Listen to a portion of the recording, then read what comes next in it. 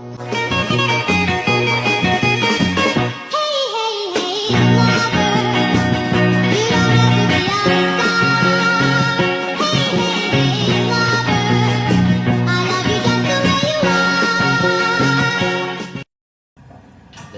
pertama-tama kita akan hubungkan dulu di firewall-nya, control panel Windows Defender Firewall. Di sini ada menu untuk turn Windows Defender Firewall on or off. Nah, di sini kita harus pastikan dulu bahwa di customer setting is turn off tekniknya itu harus sudah turn off, jadi harus sudah ini berlaku untuk di laptop 1 maupun laptop 2. Setelah itu klik OK, lalu settingan akan buka. Setelah firewall ini sudah nonaktif bagian jaringannya ini, kita akan masuk ke XAMPP, lalu kita ke MySQL, lalu config. Nah, di sini tuh ada MyINI. Di MyINI ini kita buka, lalu kita rubah di bagian sininya. Mana? Ini nih server ID. Server ID ini digunakan untuk menentukan komputer 1 atau komputer 2-nya, atau komputer, ya banyak komputernya lah gitu. Jadi bagian sini itu jangan dikomentari tapi diaktifkan, karena ini laptop saya menggunakan adalah laptop 1, jadi server ID-nya yang satu ini saya nyalakan. Sedangkan yang teman saya Tama itu kan dia ada di laptop 2 ya. Nah, jadinya server 2-nya itu yang dinyalakan. Nih, yang server ID ini yang kedua itu dia nyalakan. Yang ininya dihapus pagarnya. Setelah itu di save, lalu mulailah run MySQL dan Apache-nya.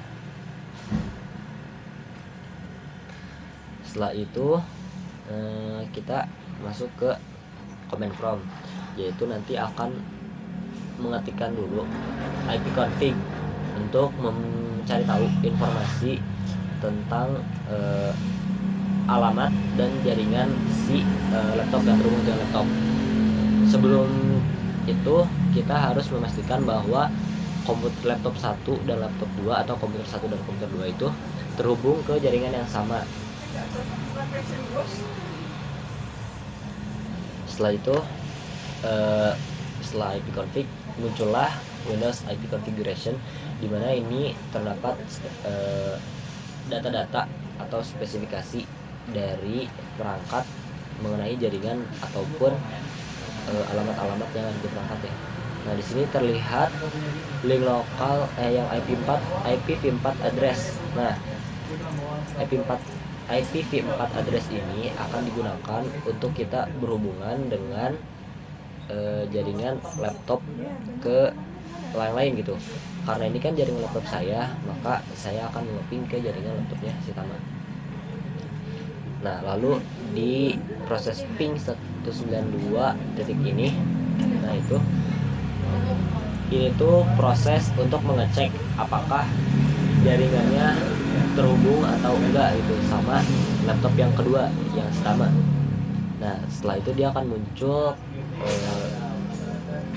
hubungannya gitu. Maksudnya pinging di sini dia melakukan ping kepada alamat tersebut, alamat yang tadi saya masukkan. Terus maka akan muncul seperti ini. Nah, kalau udah kayak gini, kita langsung aja masuk ke directory cd xampp mysql bin yang ini, sama seperti yang punya Tama juga. Setelah itu kita masukkan MySQL min urut untuk memulai database-nya. Nah, setelah itu kita akan mengetikkan stop slave, lalu kita mengubah masternya. Nah, setelah kita masuk ke MySQL-nya, kita akan masuk ke user yang bernama Iki di jaringan ini.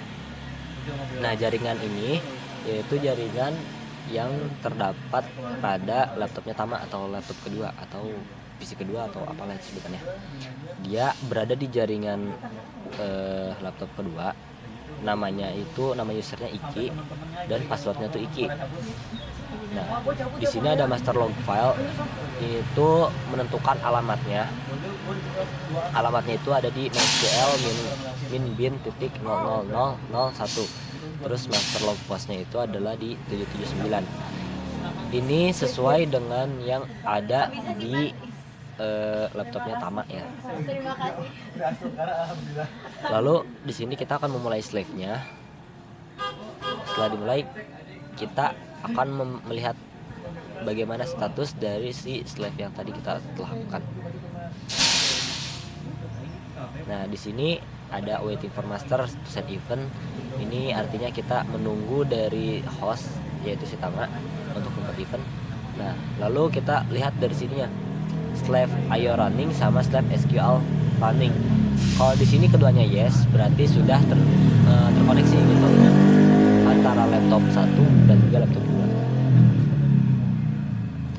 2. Lalu di sini setelah kita masuk mengecek tadi ya user yang tadi, kita juga saya juga buat user yaitu namanya Tama yang di identify itu passwordnya itu Tama juga. Nah, setelah kita membuat, kita memberikan memberikan hak replikasi untuk semua objeknya, gitu, semua database kepada Tama gitu. Ini kembali lagi menggunakan ini ya, dengan password Tama. Nah, seperti ini. Nah, ini yang benar ya, yang benar salah. Terus nanti dia akan muncul query oke, no row affected 0,004. Setelah itu ketikkan plus privilege, terus lanjut lagi ke flash table with thread lock. Nah, lalu muncul nama ini show master status. Show master status ini digunakan buat memperlihatkan status yang bisa diakses sama si Tama tadi. Jadi ini adalah alamatnya ya. Nanti alamat ini itu digunakan ketika login menggunakan laptop kedua atau laptopnya Tama. Lalu kita unlock table-nya supaya bisa diedit juga. Flash log, lanjut create database ddb ta task. Nah, di sini saya mengecek apakah database tersebut sudah dibuat atau belum, dan ternyata sudah ada ddb ta task. Nanti database ini akan terlihat juga di laptopnya Tama.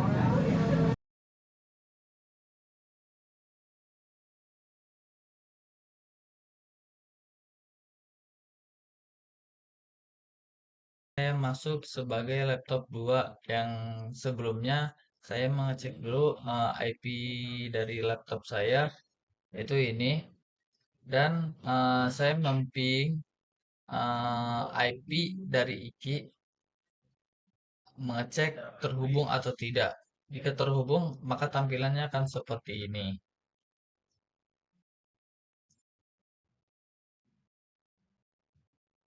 Pada bagian sini, kita akan masuk ke directory bin. Dan pada bagian sini, kita itu membuat user dengan nama Iki. Dan bagian clean validation yaitu memberikan semua hak untuk Iki untuk memberikan semua hak dengan password Iki. Dan lanjut flash privilege dan flash table with red loop. Pada bagian sini membuat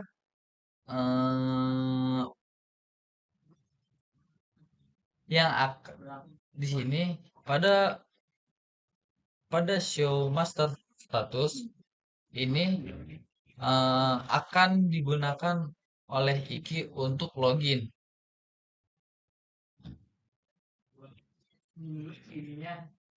Dan unlock tables, flash loop, top top flash,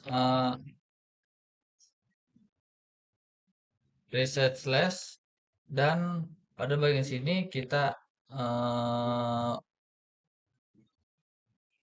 untuk login. Oke. Yang dimana tanda keberhasilan login itu ditandai dengan slash io running slash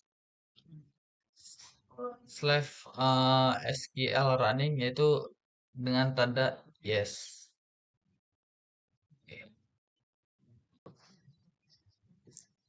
Pada bagian ini yaitu pada bagian ini join table, kami menggunakan query untuk menggabungkan beberapa tabel, yaitu order item, order, customer, dan produk. Tujuannya adalah supaya kita bisa melihat secara lengkap data transaksi, mulai dari siapa pembelinya, produk apa yang dibeli, berapa jumlah, dan berapa total harganya. Dengan query ini, kita bisa menampilkan informasi lengkap dalam suatu tampilan. Misalkan yaitu Andi beli tas ransel sebanyak 2 pieces dengan total harga 300.000. Jadi ini sangat berguna untuk membuat laporan atau invoice. Lanjut, pada bagian prosedur, eh, gunanya adalah untuk mempermudah proses input order baru, yang dimana semua proses langsung jalan tanpa harus menulis SQL panjang-panjang. Ini sangat berguna untuk efisiensi dan menghindari human error saat input data transaksi. Bagian ketiga,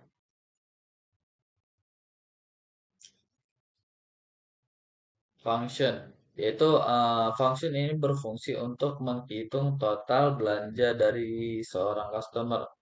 Fungsi ini akan menjumlahkan semua total harga dari produk yang pernah dibeli customer, termasuk berdasarkan order dan jumlahnya. Bedanya function dan produk, kalau prosedur lebih ke aksi kayak nambah data, sedangkan function itu lebih ke menghitung dan menghasilkan nilai.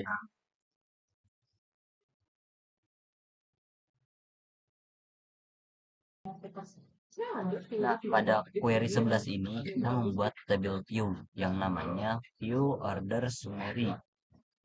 Di sini kita nggak menambahkan dia sebagai apapun, jadi dikosongin aja.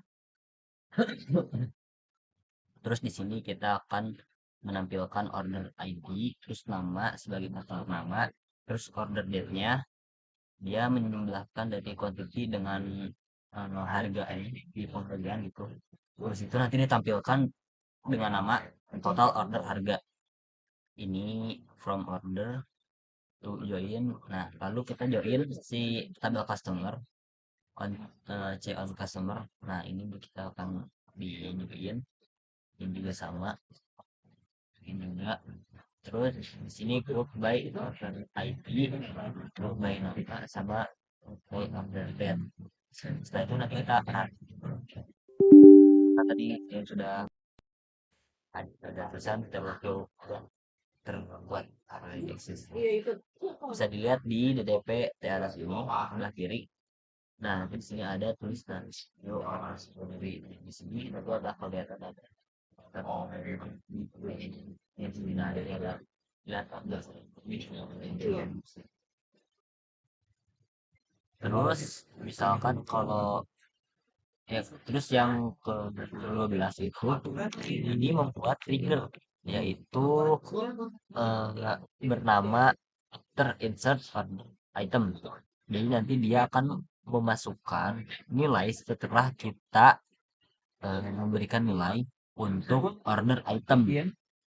Lalu dia akan membuat kondisian di mana dia akan mengupdate produk, yaitu lalu mengubah stok dengan ini dengan keuntungan ini, stok dikurangi dengan kuantitas yang baru, di mana produk ID-nya sama dengan produk ID yang disebutkan, maka dia akan melakukan trigger ini, lalu triggernya selesai.